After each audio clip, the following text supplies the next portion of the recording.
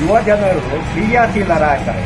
ಯುವ ಜನರು ದೇಶದ ಬಗ್ಗೆ ಆ ದೇಶ ಭಕ್ತಿಯನ್ನು ಇಟ್ಕೊಂಡು ದುಡಿಯುವಲ್ಲಿಗೆ ಆದರೆ ಸ್ವಾರ್ಥ ಬಿಟ್ಟು ನಿಸ್ವಾರ್ಥದಿಂದ ದೇಶಕ್ಕಾಗಿ 24 ಗಂಟೆಯಲ್ಲಿ 1 ಗಂಟೆ ದುಡಿದರೆ ಸಾಕು. ನಮ್ಮ ದೇಶ ನಿಜವಾಗಲೂ ಅಭಿವೃದ್ಧಿ ಹೊಂದಿದ ರಾಷ್ಟ್ರ.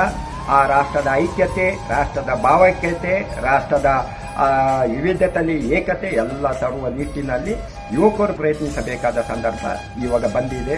ಒಳ್ಳೆ ನೇತಾರ ನಮ್ಮ ರಾಷ್ಟ್ರಕ್ಕೆ ಸಿಕ್ಕಿರುವುದು ನಮಗೆ ಒಂದು ಭಾಗ್ಯದ ವಿಚಾರವಾಗಿದೆ.